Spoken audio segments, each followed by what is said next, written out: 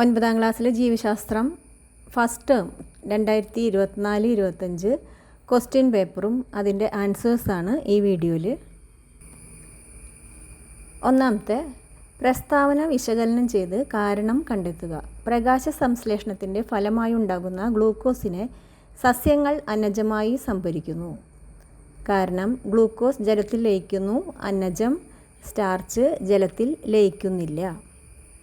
രണ്ടാമത്തെ question, spleen, അസ്ഥിമജ്ജ, thymus ഗ്രന്ഥി എന്നിവ ഉൾപ്പെട്ട അവയവ വ്യവസ്ഥയാണ് ലിംഫ് വ്യവസ്ഥ. മൂന്നാമത്തെ, സസ്യങ്ങളിൽ ഗ്ലൂക്കോസിൽ നിന്ന് വിറ്റാമിനുകൾ രൂപപ്പെടുന്നതുമായി ബന്ധപ്പെട്ട് നൽകിയിട്ടുള്ള ഫ്ലോ ചാർട്ടിലെ എ, ബി എന്നിവ ഉചിതമായി പൂർത്തിയാക്കുക. ഗ്ലൂക്കോസ് അന്നജമാകുന്നു, സുക്രോസ് ആകുന്നു, പിന്നെ വിറ്റാമിനുകൾ.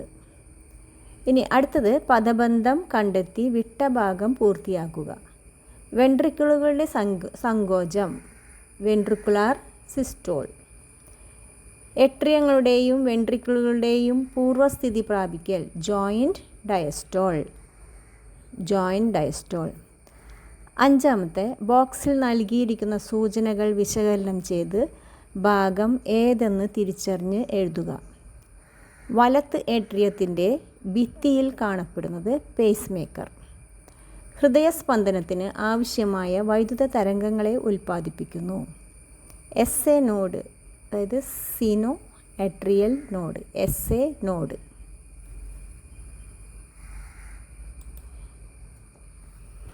ആറാമത്തെ ക്വസ്റ്റ്യൻ, ചുവടെ നൽകിയിട്ടുള്ളവയിൽ നിന്ന് കരളിൻ്റെ പ്രവർത്തനം കണ്ടെത്തി എഴുതുക. ഏതാണ്? കരൾ, ലിവർ കൊഴുപ്പിനെ ചെറിയ പാർട്ടിക്കിൾസ് ആക്കുന്നു, ചെറു കണികകളാക്കുന്നു. ഏഴാമത്തെ ക്വസ്റ്റ്യൻ, വിഴുങ്ങൽ പ്രക്രിയയുമായി ബന്ധപ്പെട്ട് ചുവടെ നൽകിയിട്ടുള്ള ഭാഗങ്ങളുടെ ധർമ്മം എഴുതുക. എപ്പിഗ്ലോട്ടിസ്, ആഹാരം ശ്വാസനാളത്തിലേക്ക് കടക്കാതെ സംരക്ഷിക്കുന്നു. ചെറുനാക്ക്, ആഹാരം നാസാഗഹ്വരത്തിലേക്ക് കടക്കുന്നത് തടയുന്നു. എട്ടാമത്തെ, ഗാഢ ഉപ്പ് ലായനിയും കോൺസെൻട്രേറ്റഡ് സോൾട്ട് സൊല്യൂഷനും ശുദ്ധജലത്തിലും ഇട്ട റിയോ ഇലയിലെ കോശങ്ങളുടെ ചിത്രങ്ങളാണ് താഴെ തന്നിരിക്കുന്നത്. അവ നിരീക്ഷിച്ച് ചോദ്യങ്ങൾക്ക് ഉത്തരമെഴുതുക. ആദ്യത്തെ, എ, ബി എന്നിവ ഓരോന്നും ഏത് ലായനിയിലിട്ട കോശങ്ങളാണ്? എ ശുദ്ധജലത്തിലും, ബി ഉപ്പുലായനിയിലും. ബി എന്ന കോശത്തിലെ മാറ്റത്തിന് കാരണമെന്ത്? കാരണം ജലത്തിൻ്റെ ഗാഢത കോൺസെൻട്രേഷൻ ഉപ്പുലായനിയിൽ കുറവായതിനാൽ കോശദ്രവ്യത്തിൽ നിന്നും ജലം പുറത്തേക്ക് ഒഴുകുന്നു. ഇത് ക്രമേണ കോശത്തിൻ്റെ ഉള്ളിലെ ജലം കുറഞ്ഞ് പ്രോട്ടോപ്ലാസ്റ്റ് കോശഭിത്തിയിൽ നിന്നും വേർപെടുന്നതിന് കാരണമാകുന്നു. ഇതാണ് അതിൻ്റെ കാരണം. ഒൻപതാമത്തെ, ചിത്രീകരണം നിരീക്ഷിച്ച് ചോദ്യങ്ങൾക്ക് ഉത്തരമെഴുതുക. ചിത്രീകരണത്തിൽ കാണിച്ചിരിക്കുന്ന ദഹന പ്രവർത്തനം ഏതെന്ന് കണ്ടെത്തുക. ഏതാണ്? സെഗ്മെൻറ്റേഷനാണ് അല്ലേ. ഇത് നടക്കുന്ന ഭാഗം ഏത്? ചെറുകുടൽ. ഈ പ്രക്രിയ ആഹാരത്തിൻ്റെ യാന്ത്രിക ദഹനം സാധ്യമാക്കുന്നത് എങ്ങനെ? ആഹാരത്തെ ചെറു കണികകളാക്കി ദഹനരസവുമായി കലർത്തുന്നു. പത്താമത്തെ, ബോക്സിൽ നൽകിയിരിക്കുന്ന ബയോമോളിക്യൂളുകൾ ഉപയോഗിച്ച് മാതൃകയിലേതുപോലെ ചിത്രീകരണം ഉചിതമായി പൂർത്തിയാക്കുക. കാർബോഹൈഡ്രേറ്റ് ഏതൊക്കെയാണ്? കാർബോഹൈഡ്രേറ്റ്, സ്റ്റാർച്ച്, പിന്നെ സുക്രോസ് അല്ലെങ്കിൽ സുക്രോസ് സ്റ്റാർച്ച്, ഏത് വേണമെങ്കിൽ എഴുതാം കേട്ടോ. പിന്നെ protein, enzyme, antibody. Nucleic acid, DNA, RNA.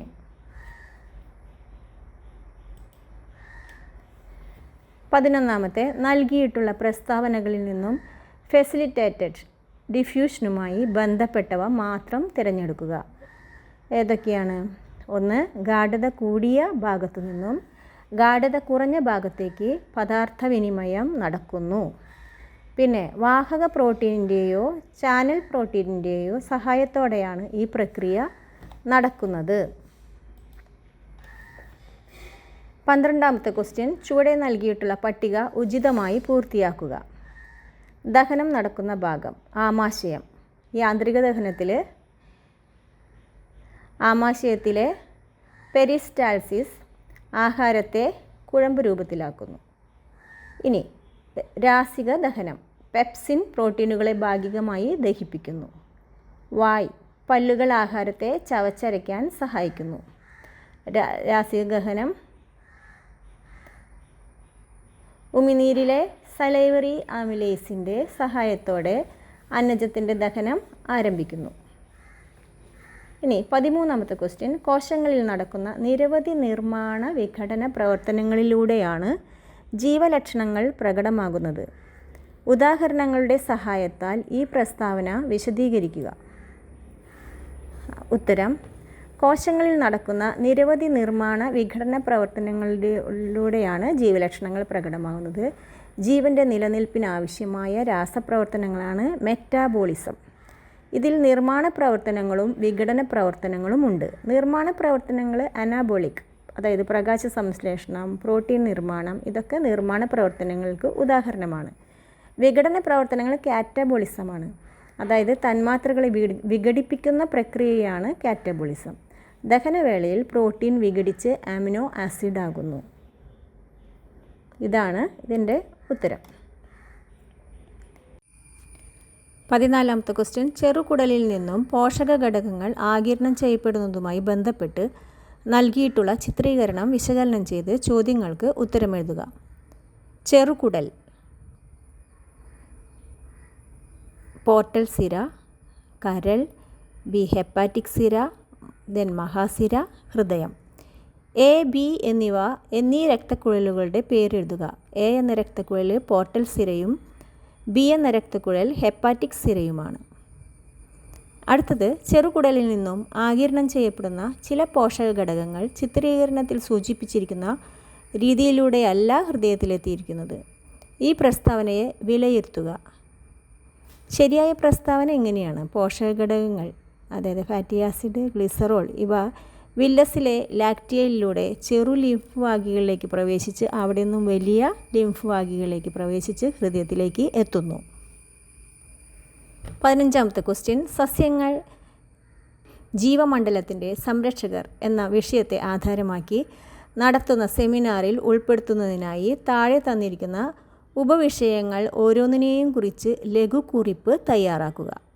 3 ഉപവിഷയങ്ങളാണ് തന്നിരിക്കുന്നത്. സസ്യങ്ങളുടെ സാമ്പത്തിക പ്രാധാന്യം, കണ്ടൽക്കാടുകളുടെ പാരിസ്ഥിതിക സേവനങ്ങൾ, സമുദ്രത്തിലെ ഉൽപ്പാദകർ. അങ്ങനെ 3 ഉപവിഷയങ്ങളാണ്. അപ്പോൾ അതിനെപ്പറ്റി ഒരു ചെറിയ പാരഗ്രാഫ് എഴുതാൻ വേണ്ടിയിട്ടാണ്. ആദ്യത്തേതാണ് സസ്യങ്ങളുടെ സാമ്പത്തിക പ്രാധാന്യം. ജീവൻ്റെ നിലനിൽപ്പിനുള്ള പ്രധാന ഘടകം സസ്യങ്ങളാണ്.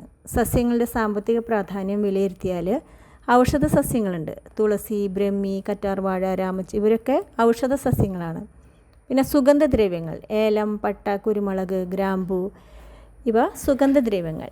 പിന്നെ റബ്ബർ, ലാറ്റക്സ്, പാനീയങ്ങൾ, തേയില, കാപ്പി, ഇതെല്ലാം നമുക്ക് സസ്യങ്ങളുടെ സാമ്പത്തികമായിട്ടുള്ള ഒരു പ്രാധാന്യമാണ് ഈ സസ്യങ്ങൾക്ക്. അടുത്തത് കണ്ടൽക്കാടുകളുടെ പാരിസ്ഥിതിക സേവനങ്ങൾ.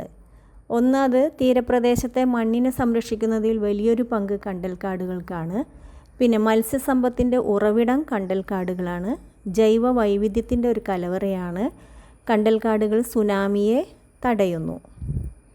3ാമത്തത് സമുദ്രത്തിലെ ഉൽപ്പാദകരിൽ പെട്ടതാണ് ആൽഗ, ഫൈറ്റോ പ്ലാങ്ക്ടനുകൾ, പിന്നെ മറ്റു ജലസസ്യങ്ങൾ, ഇവയെല്ലാം സമുദ്രത്തിലെ ഉൽപ്പാദകരാണ്. 16ാമത്തെ ക്വസ്റ്റ്യൻ. ബോക്സിൽ നൽകിയിരിക്കുന്നവയെ ഉചിതമായി പട്ടികപ്പെടുത്തുക.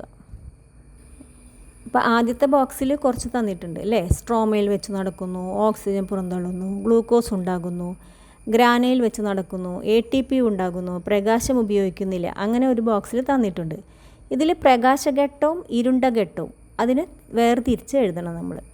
അപ്പോൾ പ്രകാശഘട്ടത്തിൽ ഓക്സിജൻ പുറന്തള്ളുന്നു. പിന്നെ ഇത് നടക്കുന്നത് ഗ്രാനയിൽ വെച്ച് നടക്കുന്നു. ഇരുണ്ട ഘട്ടത്തിലാണെങ്കിൽ സ്ട്രോമയിൽ വെച്ച് നടക്കുന്നു. ഗ്ലൂക്കോസ് ഉണ്ടാകുന്നത് ഇരുണ്ട ഘട്ടത്തിൽ. ATP ഉണ്ടാകുന്നത് പ്രകാശഘട്ടത്തിൽ. പ്രകാശം ഉപയോഗിക്കാത്തത് ഇരുണ്ട ഘട്ടം. മനസ്സിലായില്ലേ? പ്രകാശഘട്ടത്തിൽ ഓക്സിജൻ പുറന്തള്ളും ഗ്രാന ATP. പിന്നെ ഇരുണ്ട ഘട്ടം എന്ന് പറയുമ്പോൾ സ്ട്രോമയിൽ വെച്ച് നടക്കുന്നു, ഗ്ലൂക്കോസ് ഉണ്ടാകുന്നു, പ്രകാശം ഉപയോഗിക്കുന്നില്ല. 17ാമത്തെ ക്വസ്റ്റ്യൻ, PQ എന്നീ വ്യക്തികളുടെ രക്തസമ്മർദ്ദ പരിശോധനാ ഫലം ഗ്രാഫ് രൂപത്തിൽ നൽകിയിരിക്കുന്നു. ഇത് നിരീക്ഷിച്ച് ചോദ്യങ്ങൾക്ക് ഉത്തരമെഴുതുക. ഒന്ന് സിസ്റ്റോളിക് പ്രഷറും ഡയസ്റ്റോളിക് പ്രഷറുമാണ് ഇവിടെ സൈഡിൽ എഴുതിയത്. ഇപ്പോൾ ഗ്രാഫിൽ PQ 2 വ്യക്തികൾ, ഇപ്പം മുകളിലേക്കുള്ള ലൈനിൽ 20, 40, 60, 80 അത് പ്രഷറാണ്. ബ്ലാക്ക് കളറിലുള്ളത് ഡയസ്റ്റോളിക് പ്രഷറും പിന്നെ സിസ്റ്റോളിക് പ്രഷറുമാണ് ഇത് പ്ലെയിനായിട്ടുള്ളത്. ഇവരിൽ ആർക്കാണ് സാധാരണ രക്തസമ്മർദ്ദ നിരക്ക് രേഖപ്പെടുത്തിയിരിക്കുന്നത്? നോർമൽ റേറ്റ് ആർക്കാണ് സാധാരണ രക്തസമ്മർദ്ദ നിരക്ക് രേഖപ്പെടുത്തിയിരിക്കുന്നത്? ആർക്കാണ്? Q എന്ന വ്യക്തിക്കാണ് അല്ലേ സാധാരണ അതിൻ്റെ കണ്ടെത്തലിൻ്റെ അടിസ്ഥാനം എന്ത്? രക്തസമ്മർദ്ദത്തിൻ്റെ പ്രഷറിൻ്റെ സാധാരണ പരിധി 120/80 mmHg ആണ്. ഇനി ഗ്രാഫിൽ സൂചിപ്പിച്ചിരിക്കുന്ന 2 തരം രക്തസമ്മർദ്ദങ്ങളെ രക്തപ്രവാഹത്തിൻ്റെ ദിശയെ അടിസ്ഥാനമാക്കി വിശദീകരിക്കുക. 2 തരത്തിലുള്ള രക്തസമ്മർദ്ദങ്ങളാണ്. ഒന്ന് സിസ്റ്റോളിക് പ്രഷർ, അതായത് ഹൃദയത്തിൻ്റെ സങ്കോചം കോൺട്രാക്റ്റ് ചെയ്യുമ്പോൾ ഉള്ള സിസ്റ്റോൾ 120ഉം പിന്നെ റിലാക്സ് ചെയ്യുമ്പോൾ ഉള്ളത് ഡയസ്റ്റോളിക് പ്രഷറാണ്. അത് വിശ്രാന്താവസ്ഥയിലുള്ള ഡയസ്റ്റോൾ 80 80. ഇനി 18ാമത്തെ ക്വസ്റ്റ്യൻ, ബാഹ്യ പരിസരത്തു നിന്നും പദാർത്ഥങ്ങൾ കോശദ്രവ്യത്തിലേക്ക് പ്രവേശിക്കുന്നതുമായി ബന്ധപ്പെട്ട് നൽകിയിട്ടുള്ള ചിത്രീകരണം ഉചിതമായി പൂർത്തിയാക്കുക.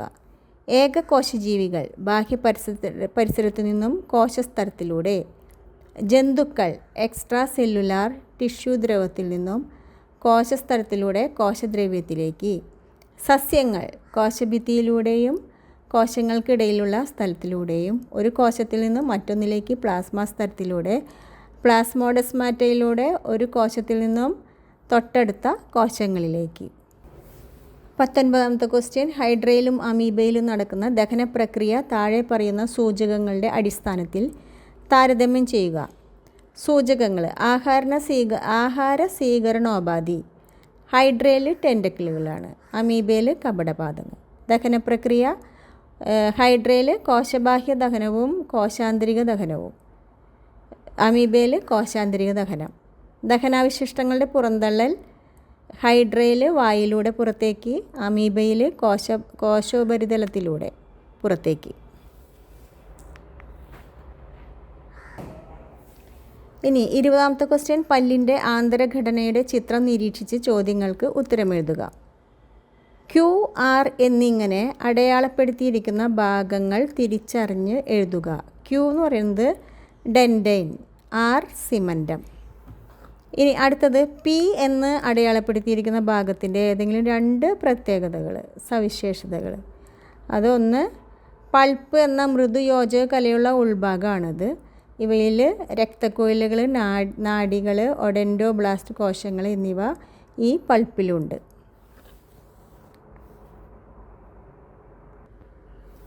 21ാമത്തെ ക്വസ്റ്റ്യൻ, ചിത്രം നിരീക്ഷിച്ച് ചോദ്യങ്ങൾക്ക് ഉത്തരമെഴുതുക. ചിത്രം പകർത്തി വരയ്ക്കേണ്ടതില്ല. A, B എന്നിവ ഏതാണെന്ന്? A എന്ന് പറഞ്ഞാൽ ഊർധ്വമഹാസിര, സുപ്പീരിയർ വീന കാവ. B എന്ന് പറഞ്ഞാൽ മഹാധമനി, അയോട്ട. C bicuspid valve, D tricuspid valve.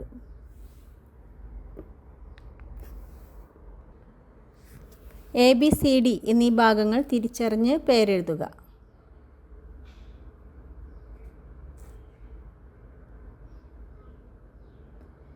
ഇനി AB എന്ന രക്തക്കുഴലുകൾ അവയുടെ പ്രവർത്തനത്തിൽ വ്യത്യാസപ്പെട്ടിരിക്കുന്നത് എങ്ങനെ? A എന്നത് ഓക്സിജൻ കുറഞ്ഞ രക്തം ഹൃദയത്തിലെത്തിക്കുന്ന സിരയാണ്. B എന്നത് ഓക്സിജൻ നിറഞ്ഞ കൂടുതലുള്ള രക്തം ശരീരത്തിൻ്റെ വിവിധ ഭാഗങ്ങളിലേക്ക് വഹിക്കുന്ന ധമനിയാണ്. ഇനി D എന്ന ഭാഗത്തിൻ്റെ ധർമ്മം എന്ത്?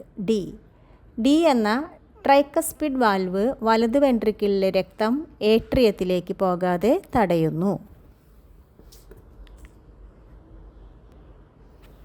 ഇനി 22ാമത്തെ ക്വസ്റ്റ്യൻ, ദഹനരസങ്ങളെക്കുറിച്ചുള്ള ചില സൂചനകൾ പട്ടിക രൂപത്തിൽ നൽകിയിരിക്കുന്നു.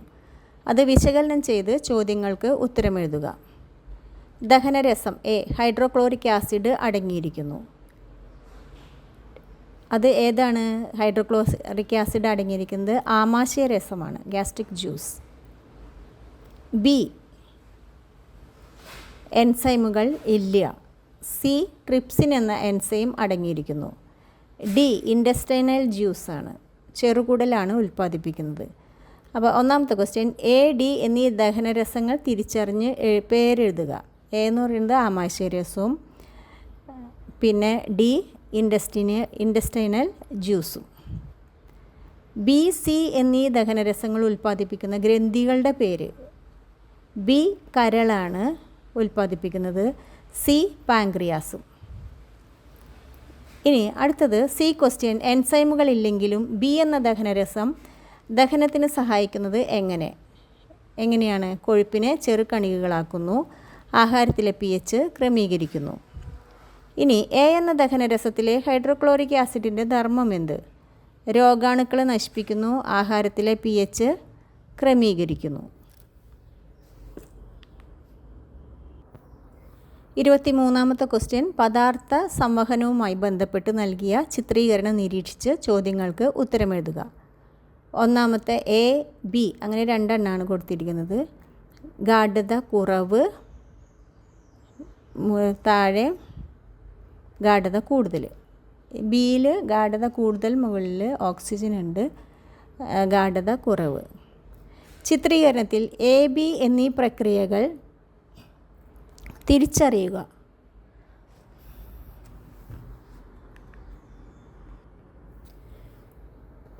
ഏതൊക്കെയാണ്? എ എന്ന് പറഞ്ഞാൽ ആക്റ്റീവ് ട്രാൻസ്പോർട്ട്, ബി ഡിഫ്യൂഷനാണ്. ഈ പ്രക്രിയകൾ തമ്മിലുള്ള വ്യത്യാസങ്ങൾ എന്തെല്ലാം? എയിൽ ആക്റ്റീവ് ട്രാൻസ്പോർട്ട്, ഇത് നടക്കാനായിട്ട് ഊർജം ആവശ്യമാണ്, ഗാഢതാക്രമത്തിന് വിപരീതമായിട്ട് നടക്കുന്നു.